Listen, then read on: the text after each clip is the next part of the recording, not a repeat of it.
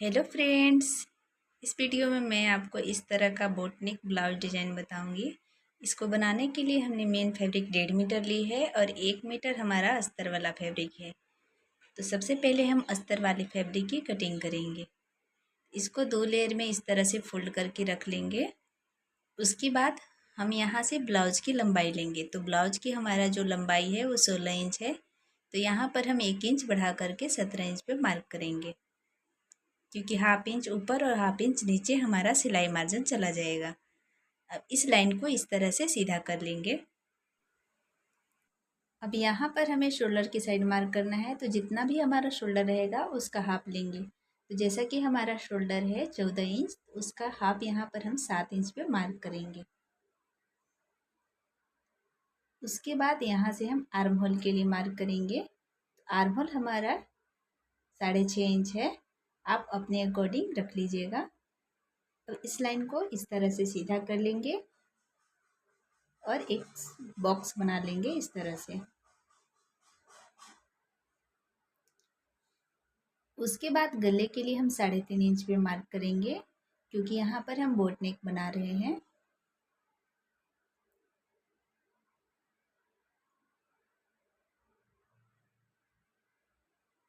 अब यहाँ से हम गले की लंबाई लेंगे।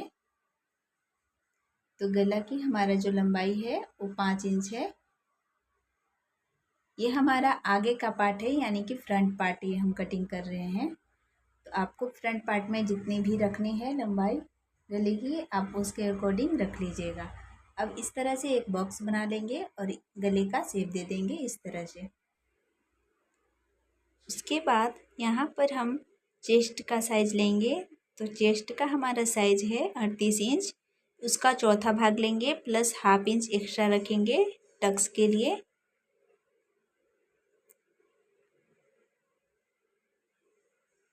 अब यहाँ पर हमें फिटिंग के लिए मार्क करना है। तो जैसा कि हमारा फिटिंग का साइज 28 इंच है, उसका चौथा भाग 7 इंच हो गया और 2.5 इंच एक्स्ट्रा रखेंगे टक्स के लिए। तो ये हमारा 9.5 इंच हो गया और यहाँ पर हम 1.5 इंच एक्स्ट्रा बढ़ाएंगे सिलाई के लिए। अब यहाँ से भी हम 1.5 इंच एक्स्ट्रा रखेंगे सिलाई के लिए। अब इन दोनों लाइनों को इस तरह से सीधा कर लेंगे।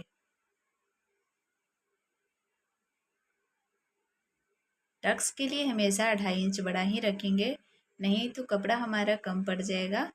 अब यहाँ से हम टक्स के पॉइंट पर मार्क करेंगे। तो टक्स की साइज हमने 10 इंच रखी है और यहाँ से हमें 4 इंच पे मार्क करना है। यहाँ से भी हम 4 इंच पे मार्क करेंगे।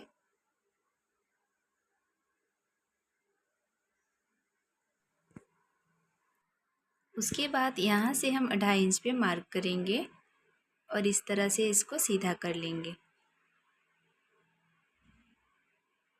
अब यहाँ से 1.5 इंच पे मार्क करेंगे और आधा इंच दोनों साइड हमारा हाफ इंच सिलाई मार्जिन चला जाएगा।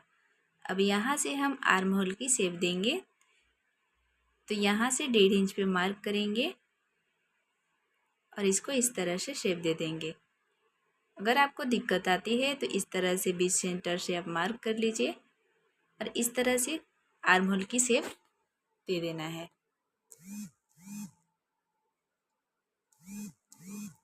यहाँ हमारा सेंटर है, उसके हाफ इंच ऊपर से हम मार्क करेंगे और इस तरह से इसे ज्वाइंट कर देंगे। अब इन दोनों लाइनों को भी हमें इस तरह से ज्वाइंट कर लेना है। अब नीचे से हाफ इंच एक्स्ट्रा बढ़ाएंगे, क्योंकि यहाँ पर हमने 1 इंच मार्जिन ली थी। तो ये हमारा आगे का पार्ट है, तो आगे का पार्ट पीछे के पार्ट से हाफ इंच एक्स्ट्रा मतलब बड़ा ही रहता है, नहीं तो हमारा सिलते समय ये छोटा पड़ जाएगा। अब शोल्डर की साइड भी हम हाफ इंच इस तरह से डाउन करेंगे और इस लाइन को इस तरह से सीधा कर लेंगे। सीधा करने के बाद अब हम इसकी कटिंग करेंगे।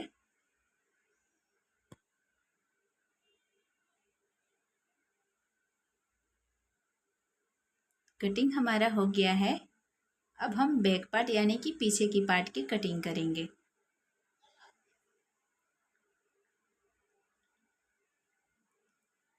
तो बैक पार्ट के लिए हमें 2 लेयर में इस तरह से फैब्रिक को रख लेना है। उसके बाद जो हमारा आगे का पार्ट है उसको इस तरह से उस पर रख करके सेट कर लेंगे।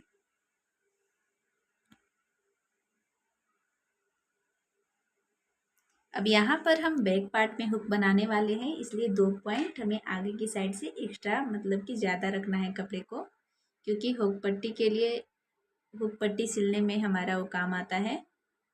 अब यहाँ पर हम इस तरह से मार्क कर लेंगे। तो 1/2 इंच को हमें पीछे वाले पार्ट पे जॉइंट नहीं करना है, 1/2 इंच कम करके ही हमें मार्क करना है इसकी लंबाई के लिए। अब उसको इस तरह से पूरी राउंड में इस तरह से मार्क कर लेंगे। उसके बाद इसको कटिंग कर देंगे।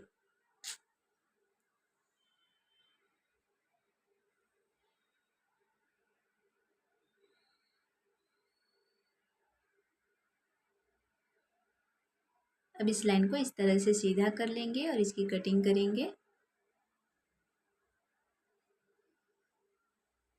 कटिंग हमारा हो गया है। उसके बाद यहाँ से हम बैक पार्ट की गला की मार्क करेंगे। तो 3.5 इंच हमने इसकी लंबाई रखी है गले का, आप अपने अकॉर्डिंग रख लीजिएगा। अब यहाँ से भी हम 3.5 इंच पे मार्क करेंगे। अब इस तरह से एक बॉक्स बना लेंगे। उसके बाद यहाँ से हम इस गले की शेप दे देंगे इस तरह से।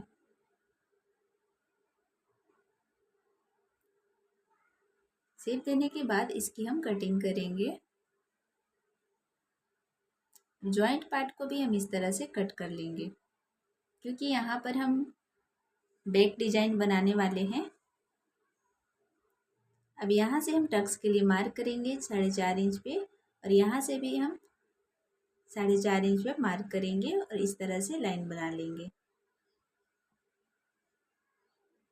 बैक पार्ट में भी हम इसी तरह से मार्क कर लेंगे, ताकि सिलाई लगाते समय हमें बिल्कुल भी दिक्कत नहीं आएगी।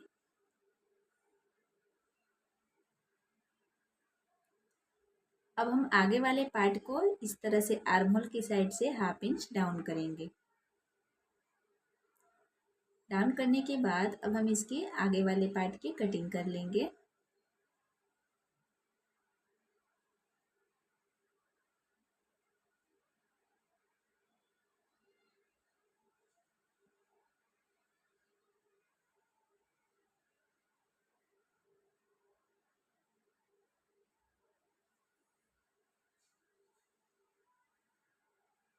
तो ये हमारा कटिंग हो गया है।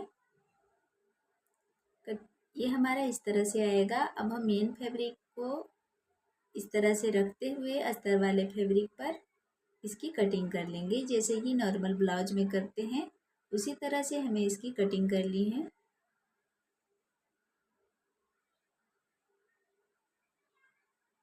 वीडियो पसंद आए तो लाइक करें। इसी तरह का हमारा अगला वीडियो देखने के लिए चैनल को सब्सक्राइब करें और शेयर करें। इसी तरह से हमें सारे पार्ट की कटिंग कर लेना है।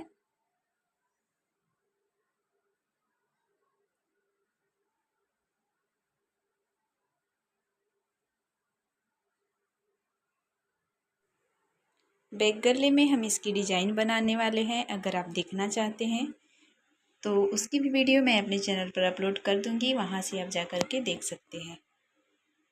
तो ये हमारा कटिंग हो गया है। अब हम इस तरह से फैब्रिक को रखते हुए पिन अप कर लेंगे, ताकि सिलाई लगाते समय हमें बिल्कुल भी दिक्कत नहीं होगी। अब हम स्लीव्स की कटिंग करेंगे। तो किनारे की साइड से हमें कपड़े को सीधा रखते हुए इसकी कटिंग कर लेना है। उसके बाद हम यहाँ पर लंबाई लेंगे। तो लंबाई हमारा 21 इंच है। 1 इंच बढ़ा के रखेंगे सिलाई के लिए। तो यहाँ पर 22 इंच पे हमने मार्क की है। अब यहाँ से हम 3 इंच लेंगे और इस लाइन को इस तरह से सीधा कर लेंगे। अब जितना भी हमारा आर्म होल था उससे हम यहाँ पर 2.5 इंच बढ़ा करके आर्म होल की कटिंग करेंगे। आर्म होल हमने 6.5 इंच रखी थी, तो वहाँ से हमने 2.5 इंच बढ़ा दी है। अब इस तरह से इसको इस तरह से शेप दे देंगे स्लीव्स की।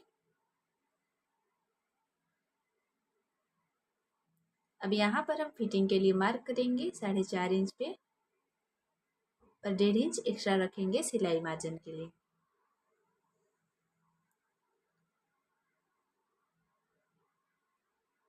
अब यहाँ से हमें इन दोनों लाइनों को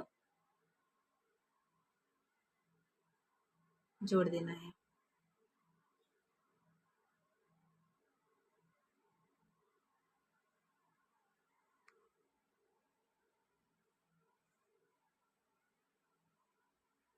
अब इसकी कटिंग करेंगे।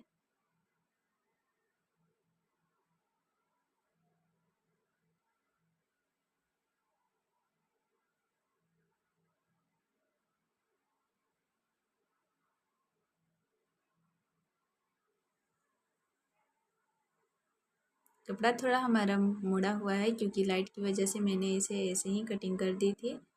आप कपड़े को अच्छे से प्रेस कर लीजिएगा, नहीं तो कटिंग करने में थोड़ी सी दिक्कत आ सकती है।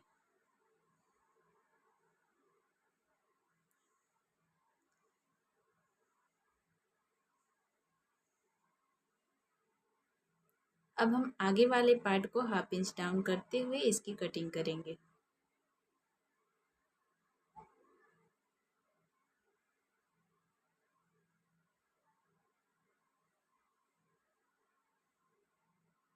स्लीव्स की कटिंग हो गई है। वीडियो थोड़ा बड़ा हो जाता है तो इसकी स्टिचिंग मैं अगले वीडियो में आपको दिखा दूंगी। इस तरह से हमें दोनों फैब्रिक को पिन अप कर लेना है और ये हमारा कटिंग कंप्लीट हो गया है।